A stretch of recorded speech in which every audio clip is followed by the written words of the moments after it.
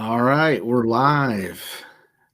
Not Memorex. We're live, and it helps when you hit record or go live. So I'm glad I caught that because I've done that once in the past and lost everything. Well, I think I got the audio, but anyways. So Corrie Corrigan, welcome to the Conquering Everest podcast. Thank you. It's great to be on here. And you've got the absolute best name in the world. You know what? It's so funny. So many people have said that to me. I was in dental for almost 20 years, and every time I would meet a new staff member or I'd go to a new office or whatever, people will be like, "Is that your real name? Like, that's seriously the name your parents gave you?" And I was like, "Yes, it is." And I'm like, "That's the coolest name in the country." It is. It flows. It flows off the tongue. So I'm just going to say too, so we're currently live streaming. We're live streaming to YouTube, to Twitch TV, as well as the Conquering Everest Facebook page. I just say that because when I turn this into the podcast in the next week or so, we want to let those folks know. Make sure you subscribe to YouTube. Make sure you subscribe to Facebook so you can get in on all the live action. But I'm going to go ahead and turn on our chat window too. So if somebody wants to send us, if somebody does log on, wants to send us a message, then we'll be able to see it. Hopefully not spam, but we'll see. All right, that's out of the way. Perfect. Corrie, first question I always ask everybody. It's not really a question. I just ask. I guess it is kind of a question. Go ahead and, if you wouldn't mind, share a little bit with our listeners and watchers about who Corrie Corrigan is. So I currently am a life coach. I'm an energy alignment coach. And so I work with female entrepreneurs to help them really stay in alignment with their business. And it's an interesting story because I got into this because I was in dental for almost 20 years. And my youngest son was struggling with mental health issues. And so I left work to be able to stay at home and support my son through his journey. And in that, obviously, then you have to support yourself with an income. And so I got into being an entrepreneur based on that. And how can I support my son and be at home and still have an income? And it slowly has just evolved into now working with women to stay in that excitement of this is the job that I want. This is the career that I want. These are the people I want to work with, and how to determine whether it's something you want or you're just doing it because somebody told you it's the thing you should do or it's the right way to do it or that kind of stuff, right? So I love it because I think a big part of my journey in becoming an entrepreneur, because it had to do with that mental health component, being now to be able to help other women come into that idea of you have that freedom, you have that flexibility to be home with your family, to honor, whatever your family needs. And especially now in this pandemic, when so many parents are at home, online learning, all of these other things, it's super awesome to be able to have the flexibility of having your own business and to be able to work from home as your kids need you to be there. You have the freedom to do so. Right, for sure. Let's go back in time just a little bit and kind of maybe start us off with where your story begins. Now, what I have, what you've shared with me, is it sounds like it started around the age of 16. But let's go back a little bit further. What was childhood like for you? Childhood was actually fantastic. I had an awesome childhood. We were all my mom is Italian. My dad is British and Irish. So we had a big family. We always had family over, people would just pop in. And it was back in the day, A, before cell phones existed, and B, when you stopped in, you wanted to visit somebody, you showed up. If they weren't home, you got in your car and you went to the next person's house, right? Yeah. Our house was always the house people came to. So we always had company over. We always had cousins. And, we were a very close-knit family. So childhood was fantastic. We always had other people to hang out with and play with. And it isn't what it is today. Not that childhood today is not good, but we were always outside too, right? You weren't stuck in the video games. You were outside playing basketball in the streets and hockey in the streets and, manhunt and stuff like that, where you're out with your friends versus in the house with your parents, so to speak. So, which was good. And then, so kind of getting into your teenage years, you started getting into the relationships about Mm. 16, and it sounds like you didn't have a very good one. Yeah, so when I was 15, I actually is when I met this particular individual. And I was 16 and then moved out of my parents' home and in with this person. He was 14 years older than I was. And at the time, obviously, I was, 16, and I was more paying attention more to the fact that he was like this person who was older and paying attention to me and wanted to spend time with me, and how great that was. And what I didn't know at the time was that he had addiction issues and mental health issues, and struggles. And so it turned into a very, very toxic environment. It was an extremely abusive relationship. And it took me until just after I was 19 to come out of it. And not that, it took me 3 years to realize I wanted out of it. It just took me 3 years to build up the courage to be able to say, I don't care about what the consequences are to leaving. I actually just need to leave. What did your parents think about that age gap? Was it, it seemed, I'm trying to think back, because we're close to the same age. I'm a little older, but I'm trying to think back if it was super taboo back in those days or not. But what did your family think about 14, 16 year age difference? So he actually knew my family. And Okay. So a lot of the groundwork from the beginning of the relationship, now in hindsight, looking back, was him laying the foundation of like, don't tell anybody because they're not going to let us hang out. They're not going to let this, they're not going to let that. And so it became this, because like I said, as a child, I was very close with my family. I was, my aunts and uncles were all interwoven into like one household essentially, right? And so then it was like, I'll pick you up around the corner and drive you to school, and I'll pick you up around the corner and drop you off after school, and, those kinds of things. And it wasn't until I was actually in it, and my parents obviously did not agree with it, but I was 16, like, at 16, and I say this even to my own children, right? At 16, you probably know the most in your life that you're ever going to know, because at 16, you think you know it all. You've got all the answers. You're like, invincible, and nothing bad can happen to you. And so even though people would try to tell me this isn't right, it's not healthy, that kind of thing, my parents, phoned the police and said, what can we do to stop this? There wasn't anything that could be done. And so it was basically just, waiting for me to come to terms with this wasn't the right thing for me to be in. Yeah. You mentioned he had some mental health struggles. Was that your first, because it sounds like, pretty good home life. Mm-hmm. Maybe mental health wasn't a topic, but was that your first kind of introduction to mental health wounds, or?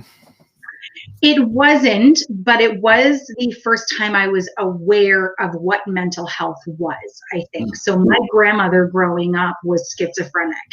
And so we always knew she was schizophrenic. What schizophrenia was, like, we didn't really have that concept of knowledge of what it was.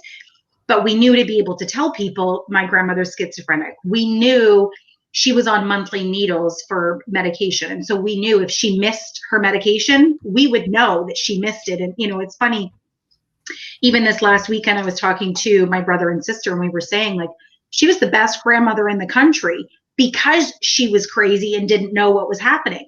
So she would get her check and she would take us to the arcade, and we would spend hours at the arcade playing the games, the bowling game and the basketball games, eating pizza. And we'd go home. She'd have no money. We'd walk home, which was like across the world to us as kids, right? But we'd walk home, and then she'd have no money to pay her rent, and my aunts and uncles would all have to pitch in and help out. And we didn't have any concept of that as children. We didn't know any of that. And now looking back in hindsight, we were like, yeah, okay, I guess I can see how that wasn't good, those kinds of things.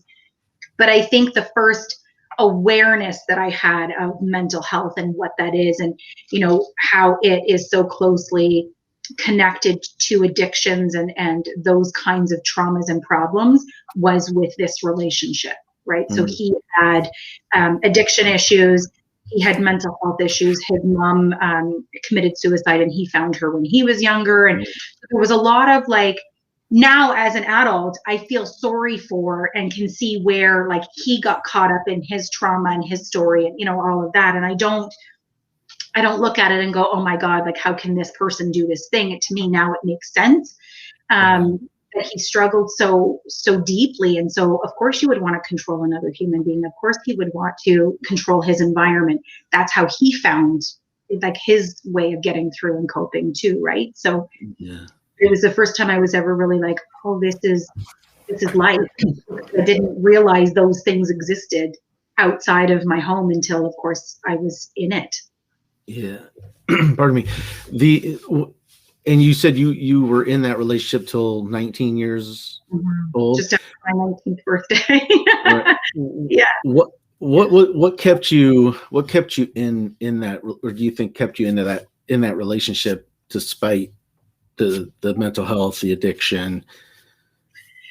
In the beginning it was loyalty, right? Like I think there was a big part of me not connecting really to the mental health component, that just thought this human being has never been loved before. So if I show him that I'm different, if I show him that I'm not going to leave, if I show him that I care, if I show him that I'm, you know, I put it all on me. If I'm good enough, he will be better. Yeah. And then later it was out of fear, right? Like as soon as I started to pull away and go, okay, you're not changing, you're not giving a little bit, you're not, like things are not, and he started becoming abusive. Then it was more fear. If you don't do this, I'm going to do this. I'm going to find you here. I'm going to find you there. And I remember there was a time where I was actually at a friend of mine's, and I had not said where I was going. I did not say, you know, who I was with or whatever. And all of a sudden my girlfriend answered the phone, and she looked at me with this like really odd look on her face. And she said, Corrie, the phone is for you. And I was baffled because nobody knew I was there, right? Like I didn't tell anybody. And it was him on the other line. Wow. And he said, I know exactly where you are. I know when you're there and who you're with. So don't do this again. And for me, that was that moment of like, oh shit.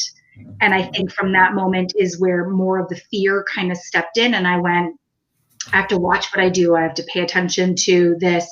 And it became also this protection of people around me. I didn't want other people to feel that fear and get injured based on hanging out with me. So I started isolating from other people and not going to other people's houses so that I didn't extend my relationship into other people's lives as well. And that's a story that I feel like a lot of folks will resonate with, because, you know, you're in a relationship and there's that caregiver side of most of us that we, like you said, well, if I'm the best version of myself, that's gonna overflow into their lives. And then when that doesn't work and you start to taper back, then, you know, you either have threats like you had, or you know, I know situations where the person's like, well, if you leave me, I'm going to kill myself, stuff like that. So they try to lure you in with the guilt. But what was it for you? When you finally were able to get out of that relationship, what do you feel was your motivator for that? Because like you said, sounds like you were scared of what he may potentially do, but despite that fear, you still found a way out. So I think there was this running theme for me of there's got to be something more to life. Like this can't be it. I didn't come in here for this shit right here. Like there's got to be more. And so there was always that search of like, what is out there? What else? This can't be it. This isn't what my whole life is going to boil down to like this right here. And I finally got to a point where I said, I don't care anymore. I don't care if you hurt me. I don't care if you hunt me. I don't care if you find me. I don't care. I don't care anymore, because whatever that consequence is has got to be a better option than this right here. Yeah. And so I left and I went and I stayed with a girlfriend for a couple of weeks, and her husband was a police officer. So I knew for the most part, like, even if he found me, he wasn't going to come knocking on the door, right? Like, right. the person on the other side is not going to be as nice or, as fearful as I was at the time. And, she would come to work with me when I worked my shift so that way he didn't show up at work and there wasn't, that kind of stuff. And then I moved back in with my parents. And, it took a long time for me to slowly get comfortable with going out of my house unattended, like without somebody by my side, so that I wasn't by myself if he showed up. And then he started dating somebody else, and I thought, perfect. This is the best thing that ever could have happened, because it's going to be somebody else and not me anymore. He doesn't care what I do. And that for me was, he still did. There were still moments where I got phone calls and I got, other things. But for the most part, that was kind of the gateway for me into my freedom, was that somebody else took that attention. Somebody else became that person that I was so easily ready to walk away from for him. Right. So let's kind of move forward in the timeline. So you out of this relationship, I imagine it took you maybe a little bit of time to get comfortable with the idea of a relationship again, but it sounds like you ended up starting a family once you got into your 20s.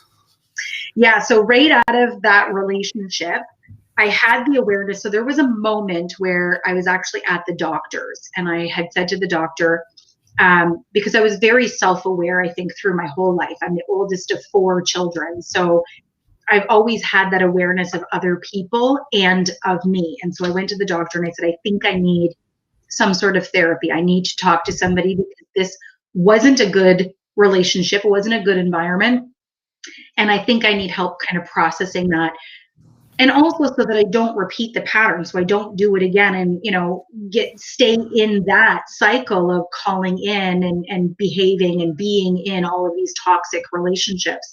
Right. And I remember sitting in the doctor's office, and behind me on the wall was a piece of paper, and it had different types of abuse. So emotional, mental, all of physical, sexual, religious, all of these types. And I took the paper off the wall and I looked at it. There was probably 45 different examples of abuse under each of these categories. And I think less than 10 applied to me. And so when the doctor came in, I kind of handed her the paper and I was like, this is the first time I'm actually aware of how abusive the situation was that I was in. Oh, yeah. And so I started getting help, but because the fear was so strong, I knew that the only way for me to get from where I was to where I wanted to be was to have somebody who I felt could protect me. And so I immediately got into a relationship with somebody who I thought was big enough size-wise that, my ex wouldn't come looking for me. And if he did, that would be his problem, not mine. Yeah. And somebody who had a big enough mouth that it wouldn't come to physical violence, because, one of the things that I learned through therapy is that, yes, domestic relationships generally are the man and the woman. And when another person who has any sort of backbone stands up, the abuser usually backs down, right? Like they're not going to come at another male who's up in their face, because that's not what they do it. They don't do it for that. They do it over the control. When they don't have it, it's not, they don't care about that anymore. And so I got into a relationship with my kid's dad. And, out of that, then I had both of my children. We were together for, I think, almost 5 years. And then my kids were 2 and 3 when we separated. And your youngest, he ended up suffering from mental health issues. What age did that manifest? So I think I started noticing it probably around 8 or 9 is when I started to notice that something was off. He was always super friendly. He was always easygoing, got along with everybody. Like when I tell people about my children, right? My oldest, Zachary, the very first day I took him to school, he went in one door and out the other door and came around the parking lot looking for me. The teachers actually called me and went, you have to come back and get him. He is like, I don't know what happened. Whereas Cody would go in and he loved being in school. He loved being around other people and he got along so well with other people. School was fun for him. Zachary, not so much. Like Zachary was very much there to learn, not there to play. Mhm. And so when that shifted and Cody started having difficulties in the classroom and he wasn't listening to the teachers and he was misbehaving, I think it was around 8 or 9 when I was like, okay, something's off. But because their dad and I were going through our separation and court issues, that's what I boiled it down to. I just thought, there's just too much going on at home for him. Yeah. It still didn't occur to me that it was mental health in any way. And I think when I started to think maybe there was underlying mental health issues, my first thought was, I hope he's not schizophrenic, because I knew what that was like for my grandmother. I knew growing up, not in a bad way, but people would say, oh, just dismiss that thing that grandma's doing because she's just crazy. Just ignore that. And I was like, I just don't want people to talk about my son like that. I just don't want people to think that of my child. Yeah. And so that's where my mind went into that, like, oh God, it's my family genes, or it's something I did or didn't do that now my son is going to have this struggle. What was the diagnosis for what was he just, was it depression, anxiety? What was it for him? By the time we got him a physical diagnosis, it was severe depression and social anxiety. And he was borderline oppositional defiance disorder, which is a fantastic cocktail to have, because anxiety obviously is that like panic. Depression is that not want to go anywhere. And the oppositional defiance disorder is like, I'm going to just kill everything and everyone that enters my path when I'm in the mood. So it was definitely a struggle. And it's interesting because now looking back, those same ways that I dealt with my abusive relationship of like pulling away from people and not letting people into my home and not going into other people's homes is exactly how I dealt with my son's mental health issues. I didn't want people to judge him. I didn't want people to change their opinions of him. So I didn't bring people into the house. I didn't, anytime I made plans, it was, I'll come to you. And if my son was having a bad day, I canceled. I didn't go. And so it was a repeat pattern of that isolation of, I just don't want people to see what is happening here in my home. So I'm going to take it outside of my home so that you only see what I want you to see. Yeah, I think that, and that's for me, I I came face to face. So I was diagnosed just a couple years ago with severe depression and generalized anxiety disorder, whatever it's called. But for me, as I look back and I would reflect back to my childhood, I could see the patterns and the different ways that developed.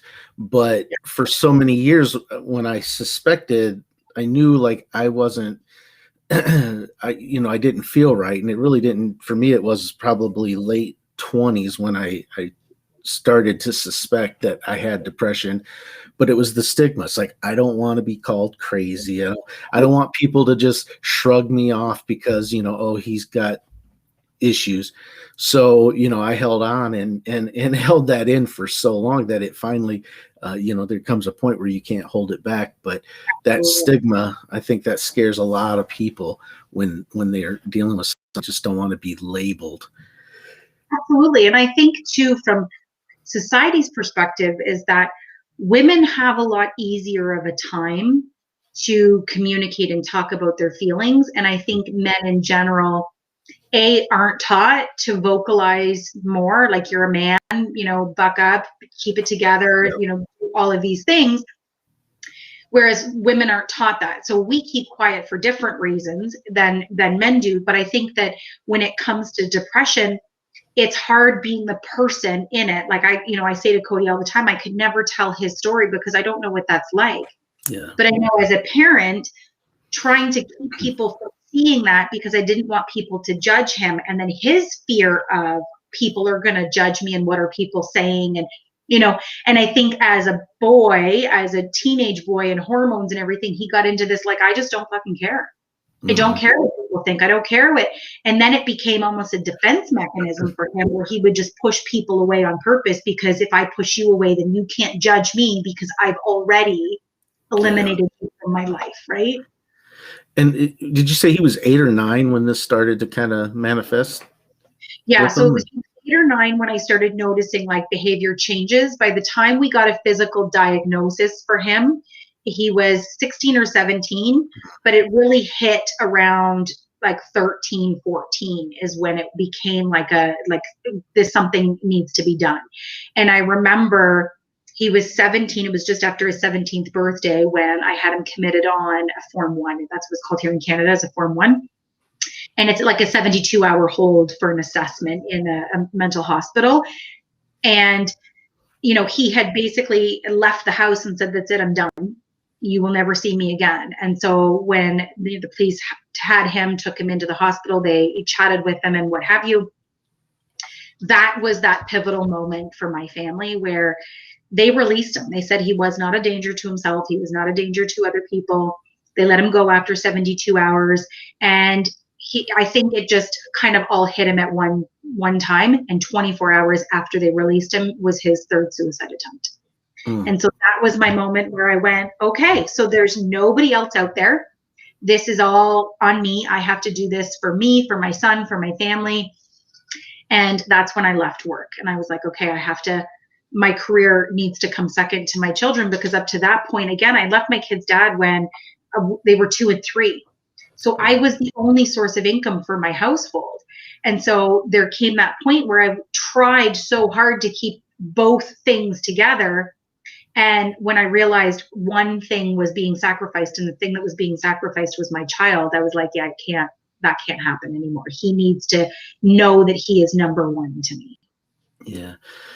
And not only do you have the fear, right? How am I going to pay my bills? Entrepreneurship is definitely a peaks and valleys, right? As far as income. But I would also imagine, like, and correct me if I'm wrong, but I'm thinking at that point in time when you made that decision, I mean, you weren't an expert in mental health, right? You were just a mother that loved her son to the point where she knew she had to make extreme changes. So kind of take us through that journey of between you and him, when you focused all your attention on him. What was that like? It was interesting because after the age of 12, children are allowed to make their own medical decisions. So as far as therapy, which again, I did coming out of my abusive relationship. So I knew the value of a therapist. I knew the value of getting help and talking to somebody, right? Yeah. And so trying to get my son help, the response on the other side was always, he has to agree. And if he didn't agree, then that avenue was closed off. And so we tried multiple different avenues, and we did get a really good psychiatrist. But again, everything is, and I'm sure you ran into this as well. Today you might feel great, tomorrow morning's your appointment, you wake up, you feel like shit, you're not going.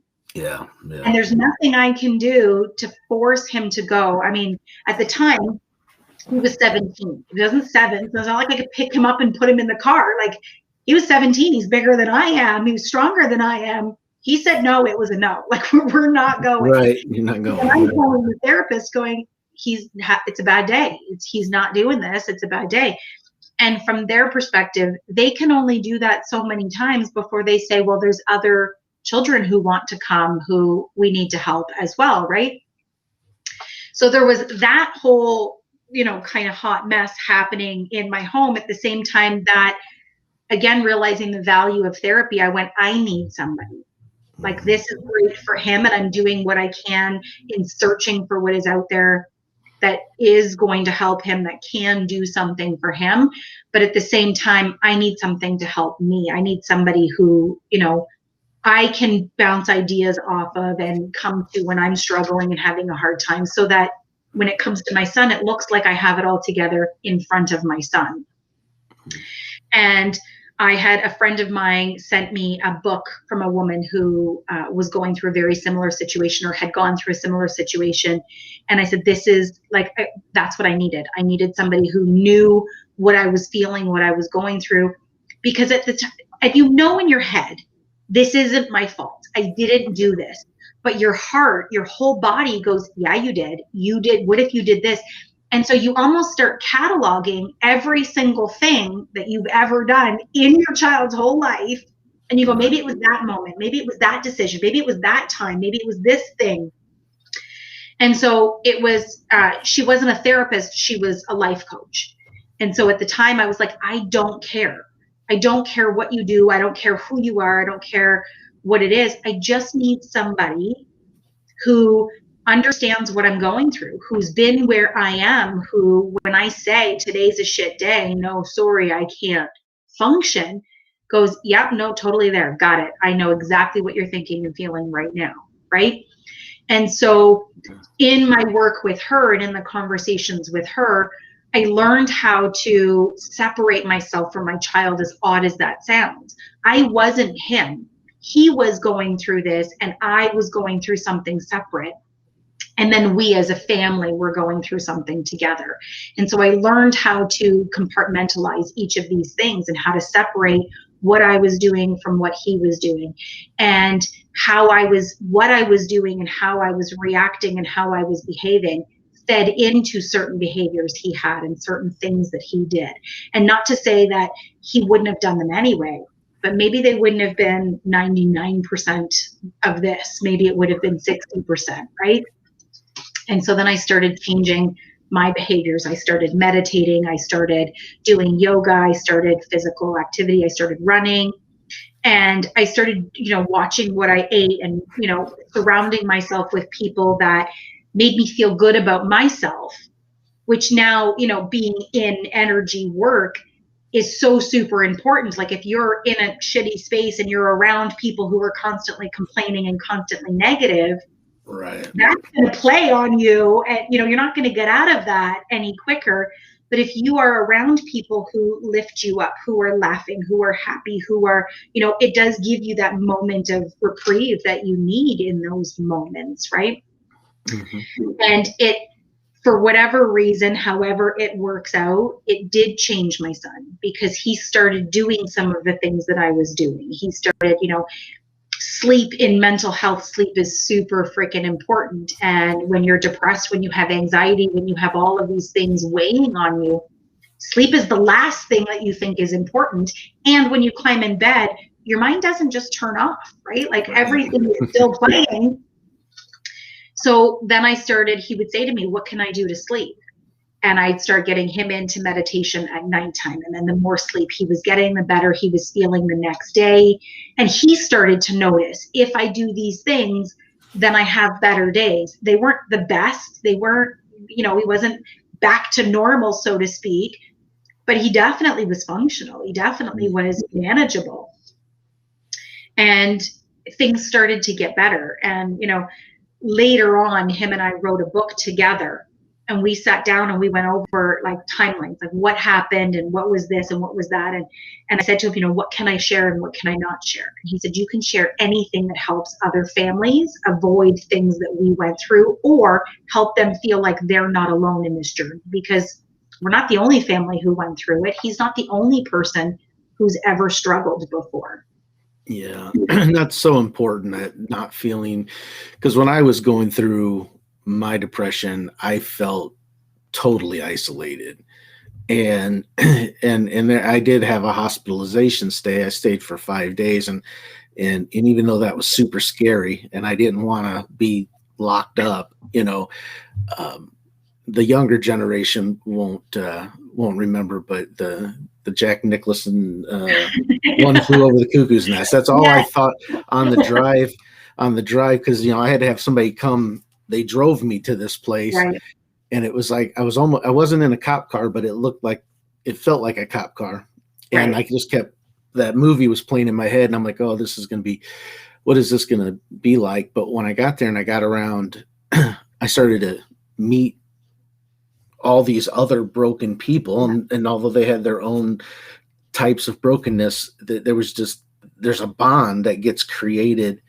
But you had said, something like, when you're depressed, some days are just shit days, and that's so true, because when I went through my depression, so funny thing is about the age of 40, I got into speaking publicly. And then I was going down kind of the path of motivational, inspirational talks.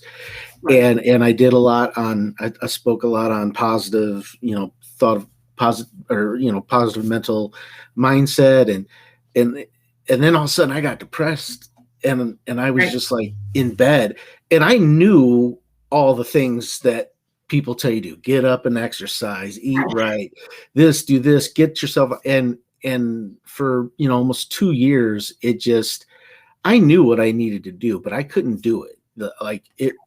There was just this block that I would just be in bed all day and all night. And then I think what really changed for me, and it sounds like this kind of changed, this is what happened with your son, is when he saw what you were doing, he started finding little victories. Because I think when you're really down and out, you just want to be cured. I want to wake up and be fine. But for me, what I started is, I said, okay, I've been in bed better part of a year. I've been laying around sleeping.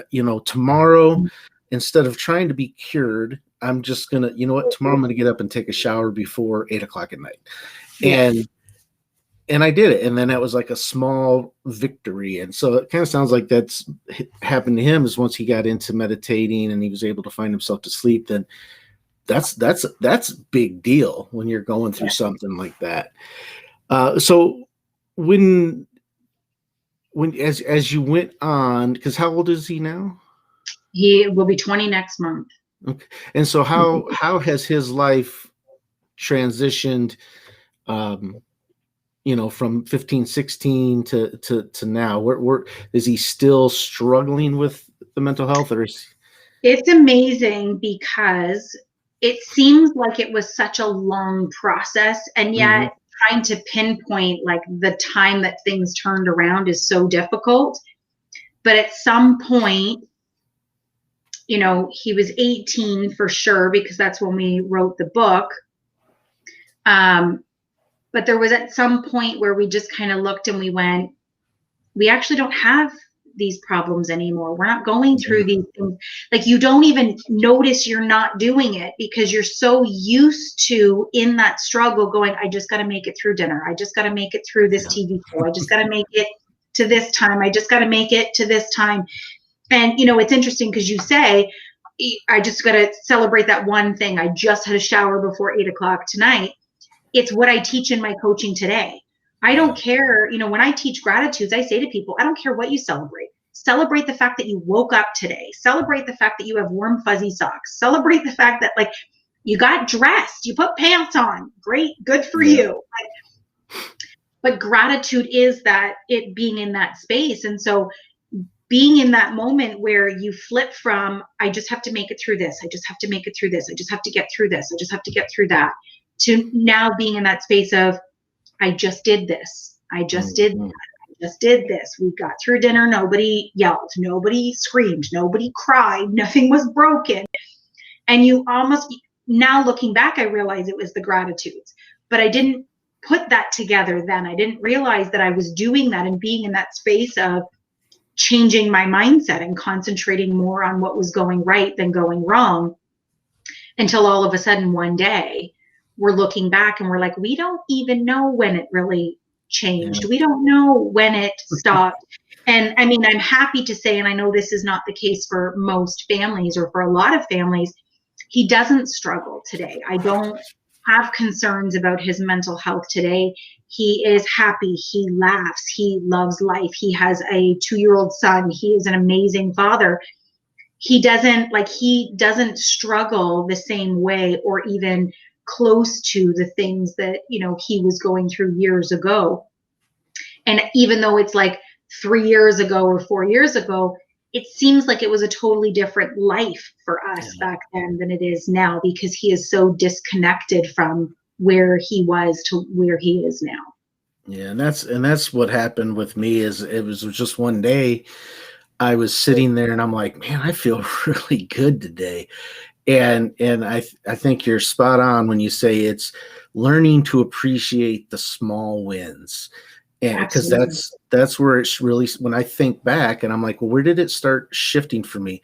It is when and it wasn't only on my own accord, because I did have a coach or a therapist that helped me along.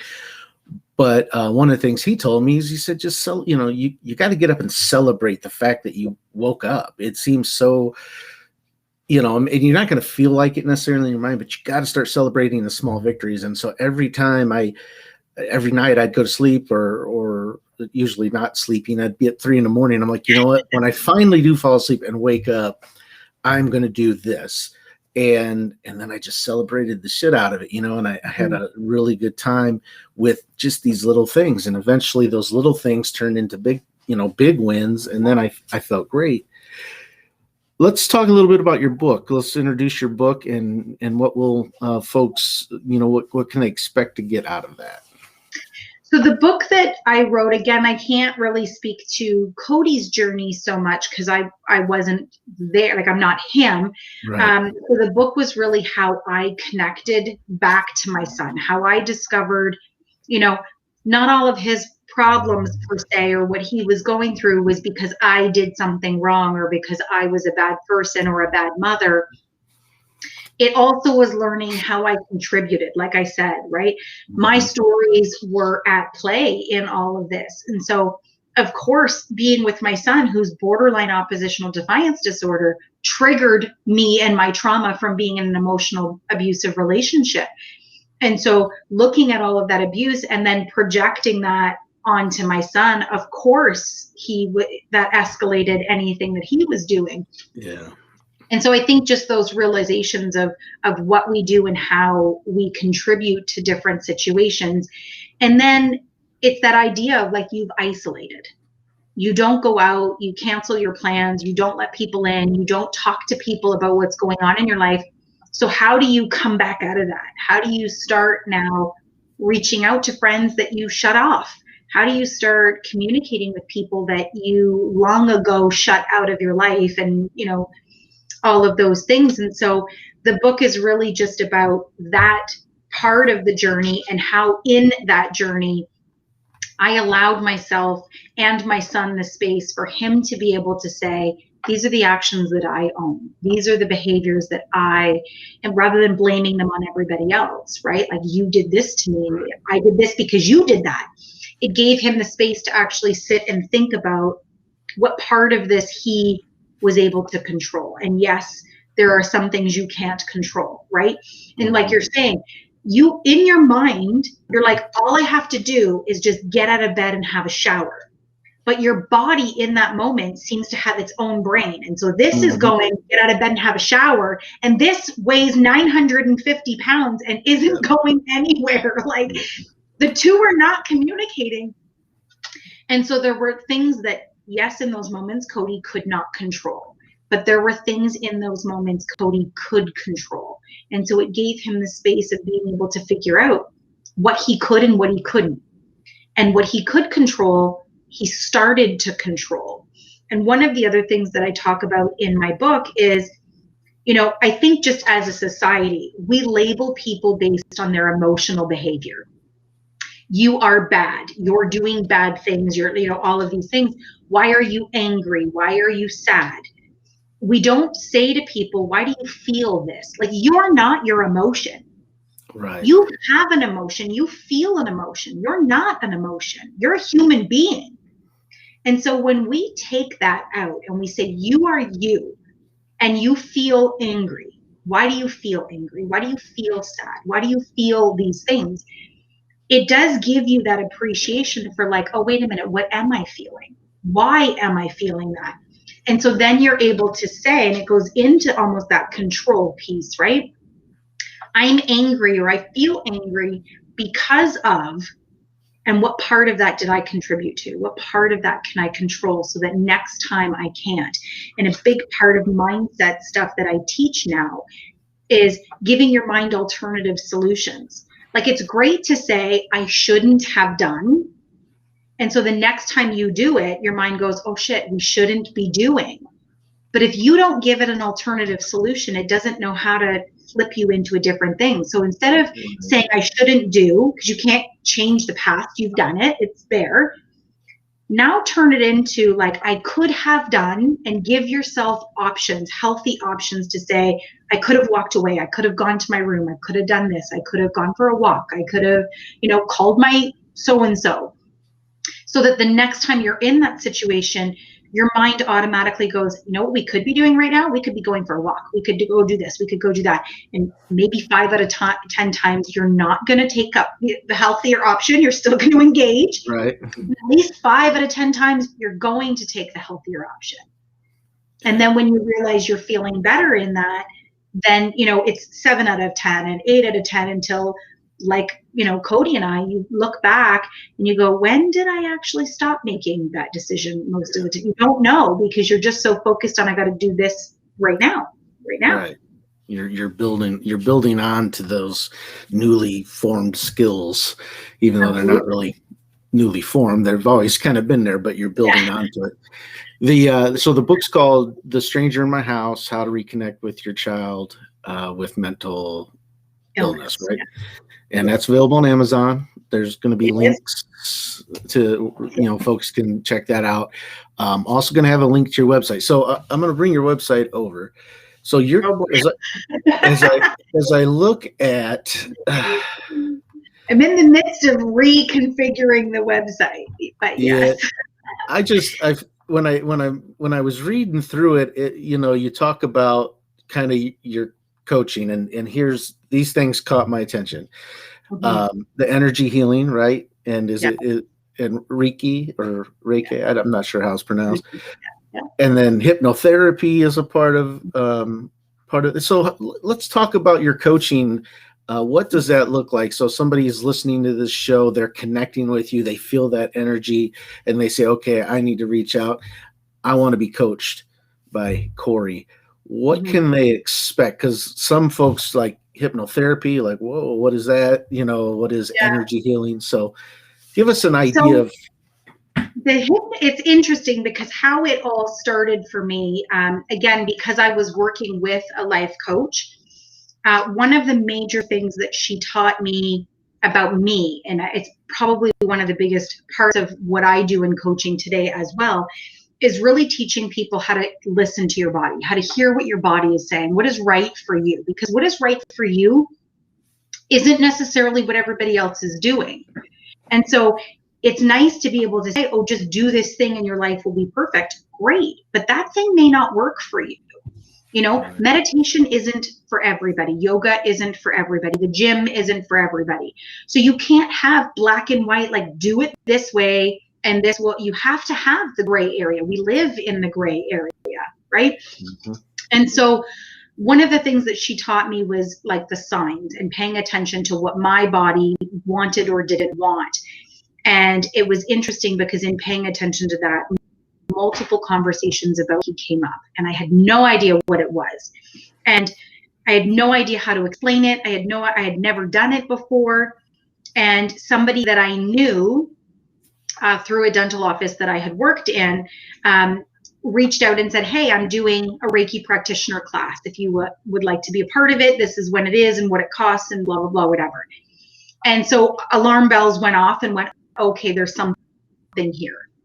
So I went into it and went, I'm supposed to do it because it wouldn't keep coming up if it wasn't something that I, you know, am supposed to do or should be curious about or whatever. And then I opened up a Reiki practice. And so I started doing Reiki with people. And what I found doing Reiki is that I actually talked to people more than anything. So being able to connect into somebody's energy, I was able to feel things and say to people like, are you, you know, your head is a little bit foggy. You do have a lot of stuff going on, a lot of this and that. And I was able to talk through some of those things and offer people different solutions that were specific to you solutions. They weren't the same things I said to everybody. They were different things. And I would say to people, I don't know why I'm saying this. This doesn't make any sense to me. Does this make sense to you? And they're like, yes. You know, and I just did it last night. I have a mastermind. And I said to one of the girls, you know, like in bowling, and I have no idea why I'm using bowling because I'm an awful bowler. And she goes, I go bowling all the time. And I was like, see, well, there's like, I don't know why I say the things I did, right? And so then I started enjoying the coaching aspect. And so, yes, I still sent distance Reiki, or I still did Reiki with people. But most of my business was about the coaching, and I just used the energy healing in the Reiki as a method, like a tool in my toolbox. And I started realizing that a lot of what people come up against, a lot of what I was dealing with in the coaching were limiting beliefs. And the reason a lot of people, there's this conversation about limiting beliefs versus beliefs. Yes, they're all beliefs, good, bad, or indifferent. It's a belief. It becomes a limiting belief when it stops you from behaving in a certain way that is beneficial to you. And so when people think of hypnotherapy, people think of like stage stuff, right? You go up on stage, you act like a fool, you cluck like a chicken, you go back, you sit down, life is grand. So a lot of times, and my sister said it to me, right? No, I'm not going to let you hypnotize me because I don't want you to make me cluck like a chicken. At the end of the day, a hypnotherapist can't make you do anything you don't want to do. What hypnotherapy does, if you think about almost like a car amp, again, I have no idea why I'm using this example, but it just amplifies what already exists. So the amp itself doesn't create the music, it just amplifies the music that already exists from the radio. And so hypnotherapy does a very similar thing, and it takes a want and a desire. I want to do this thing, but I keep running into a roadblock. I keep, ending up at the same path over and over again. I keep doing the same thing over and over again, and I have no idea how not to do this thing because I'm trying really hard. I just keep failing. And New Year's resolutions are the prime example. How many years in a row do people make the same New Year's resolutions, right? Yeah. Because there's a limiting belief there. There's a belief in the background that is running on autopilot that is stopping you from doing the thing you want to do. And so hypnosis actually just amplifies that desire. It takes away that block that the limiting belief is stopping you from doing this. And it gives you the power to just make the changes, to just be the person you want to be and do the thing you want to do. And so this concept for me was like mind-blowing. I was like, this is what people need right here. People need that help. It isn't just about, okay, go and journal. Yes, journaling helps. Yes, meditation helps, and physical exercise and diet and, therapy is super important. But sometimes you've exhausted all those avenues and there's something else. You need something else. And so I added hypnotherapy into that. So I have in my coaching programs, I have one that's called Clear Your Shit. And basically what we do is we figure out like what is your major pattern and habit that you repeat over and over again in all areas of your life, whether it is work, whether it is home, relationships, there is that running theme. And we figure that out, and then we figure out where it comes from and how to release it. And sometimes that is through hypnotherapy. Sometimes that is through Reiki. Sometimes that is through a series of other exercises. But it just became all of these tools that I thought, this is exactly what people need that we're not given. You can't go to the doctor and go, hey, I just need, like even smoking cessation, right? Mm-hmm. When you think about smoking cessation and weight loss, what do they put you on? Medication to do this thing. Right. Well, why is medication the answer? Why don't we try some other form of, a solution for people? And for me, that was hypnotherapy. And not to say that medication is a negative thing, but I found, especially with my son, medication wasn't the answer for him. It was when he came off medication and we did other things. And so, there are other families that I know where medication is needed, and medication will be needed throughout, your child's life or your life. And there's no shame in that. There's no harm in that for you. It is just honoring your body, and that is what is needed for you. Sometimes there are other options, and those are the options that not a lot of people are explained. Not a lot of people are given that choice. And so maybe it works for you, maybe it doesn't. But if you're not given the choice, you'll never know. Yeah, I think, and we're nowhere near where we need to be with mental health.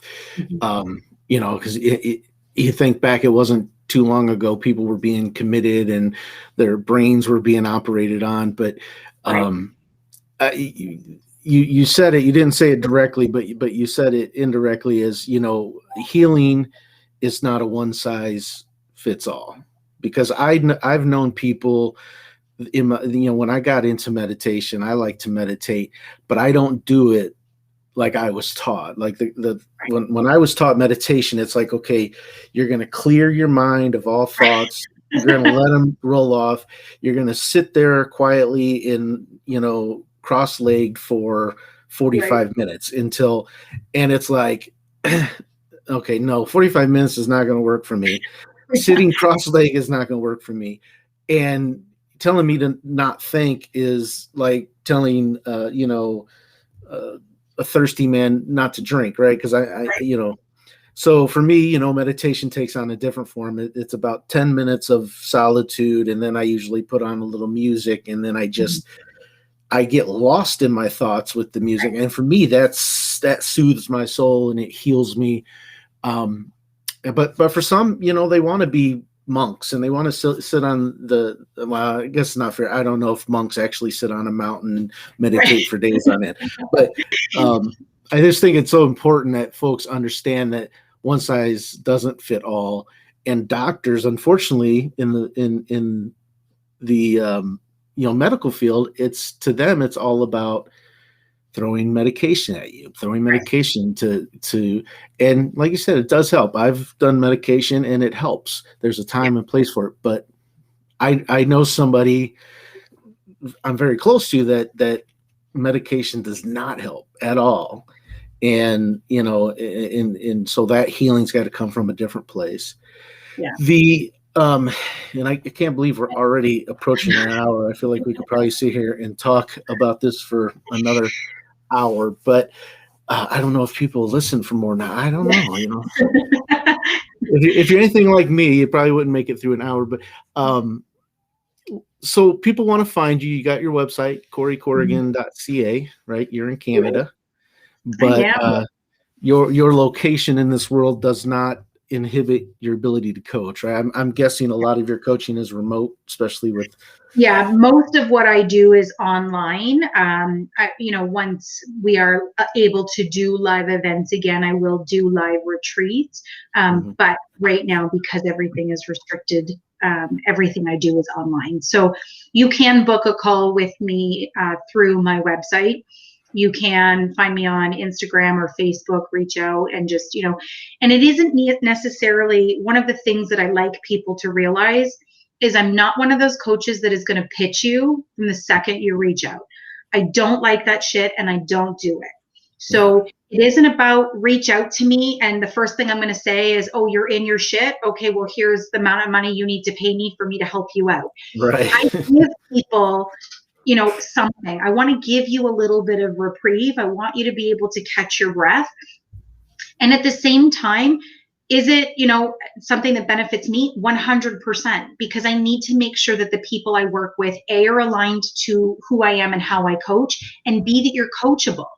You might be in your shit, but you might not be ready necessarily to get out of it. You just want to be able to catch your breath, and that's okay.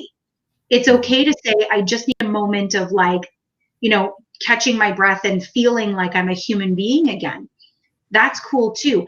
I never say to people, I can't help you. It may just be, a simple thing that I give you or a simple exercise, or, maybe I refer you to my Facebook group. I do tons of live videos in my Facebook group, giving people tips and strategies to kind of help. And I have different freebies that I give away. And so sometimes it's that stuff. I'll refer you to here, I'm going to send you this freebie that I did and, kind of help you out that way. And then there are the people where I think, this is where my mastermind or my program will help work it in. But I don't do that from the second I talk to people, because I never liked when people did it to me. Yeah. And I thought the same way that medical has this one-way solution, I didn't want to be the person that went, you either got to work with me or you get nothing. Right. There are lots of different avenues to get help. And again, because it's not one way for everybody, what I teach people is specific to you. I'm going to teach you how for you this is going to work. And, even with meditation, one of the things I tell people is when I first started meditating, right, I did exactly what I was taught to do. So I sat on the pillow and palms up, crossed leg, and I closed my eyes and you're trying to clear your mind, right? Because that's what you're told to do. Turn it off. It's a light switch of some sort that you're just gonna And for a second, maybe there was nothing happening in my brain. And then I was going down the grocery aisles of what I needed to order and what was on sale and what grocery store. And then forgot to turn over the laundry and there's stuff sitting in the washing machine. I wonder if it's gone moldy already. And I opened my eyes and I was 45 seconds in. Like I literally hadn't even made it to a minute. That's the reality of meditation. Like in all fairness, that's how it starts. But it's the consistency. It's building your meditation muscle, so to speak, and staying with it, going, it's not about fighting your thoughts. It's about being aware you're having them. It's about being aware of where they take you. It's like, what am I thinking? And then, okay, now I let that go. And now I'm going to bring this back. Because if you're worried about something or you're stressed about something and I come in and go, hey, by the way, just don't think, you're not going to listen to anything I say, and you're immediately going to disconnect from me because you think I don't understand what you're going through. Yeah. So it's important for people to be able to see that meditation is not a thing you can it's not a light switch. You don't just go in one day and all of a sudden you have no thoughts. It's the same way with exercise. You can't just walk into a gym and be a bodybuilder. You have to build it up. Everything we do in this life is that build up. And that's how I am in my coaching business. What is it that you specifically need? You may only need to learn how to meditate. I will teach it to you. You may need more than that. I will show that to you. And it may just be that we're just not a right fit. Like maybe there's something where you go, you know what? You're just not for me. Maybe I know the person who is for you. And that's important too. Yeah. So as we approach the end of this episode, I always ask the last question, and that is, so in your case, I know there's going to be a whole lot of people that watch this and they're going to say, you know what, I want to reach out to Corrie. I want to talk to her about getting some help, but they're going to take about 2 weeks before they finally make that plunge. So for those folks, for any folks really, what is your parting words of wisdom for our listeners and our watchers? So I would say the most important thing for people to know is you're not alone. And anything that you're feeling and anything that you're thinking, shame should not be one of them. There is nothing wrong with you. You didn't do it wrong. You're not broken. You're not, like a waste of this or a waste of that, or nobody wants to hear what I have to say. People want to hear what you have to say. People want to know you're okay. And you're not broken. You just veered off the path and you just need help. We all need help. I needed it. My son needed it. You needed it. Everybody needs it. So for us to live in a society where we think that we shouldn't need it, everybody in society does. There isn't a person out there who doesn't need help of some kind from somebody. Yep. Very, very good advice. And that's something that I wish, schools, I don't know if they ever will, but that's something, right. These skills to cope and the skills to learn meditation or hypnotherapy, all these things. I wish they would discuss these with kids because, at a much younger age, because I just see it more and more, especially with as connected as this world is. Right. You can have anything at your fingertips in a minute. I just feel like the younger generation is dealing with mental health. I don't know if the numbers have increased, but I see it a lot more because it's more accessible for me to see. Definitely. That's great advice. And it's a lifelong practice. It doesn't you're not just cured. There's always going to be peaks and valleys. Yeah. So learning exactly. the skills and that's now important, right? Nobody has a perfect life. And, I just said, I have a group of ladies that I do in my mastermind. We do calls on Monday nights. And we just had this conversation is that everybody on Facebook or social media of some kind has a perfect life with perfect children and perfect home and perfect marriage. Like they're perfect. Yeah. But come off of Facebook into reality, nobody is perfect. So if you're sitting at home scrolling through social media going, oh my God, there's something wrong with me because my life isn't that, their life isn't either, right? Like that's important to know is that nobody's perfect. Everybody has flaws. Everybody struggles. Everybody has something going on in the background. And so there's no shame for whatever yours is. Yeah.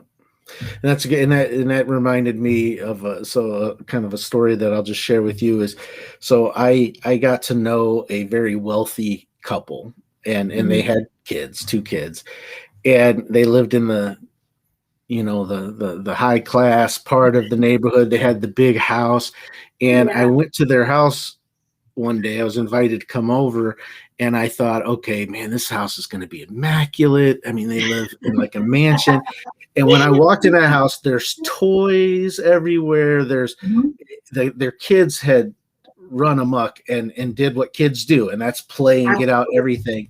And they were just like, yeah, don't let the exterior fool you. Like inside these walls is, it's organized chaos, but they loved it. Mhm. And that Totally. was, and I think we all need to embrace that chaos in our lives and learn to love it and express gratitude for it. So, Absolutely. well, Corey, I've loved having you on the show. I'm going to definitely keep in touch with you because I think I'd like to have more conversations down the road with you. And if you'd be willing, and Yeah, for sure. all It's right. been fun. Definitely. I'm so glad that we connected, and I love being on the show. Thank you. Well, don't go anywhere. I'm going to go ahead and take us off the stream, but we'll have a chat after the fact. So, Perfect. all right.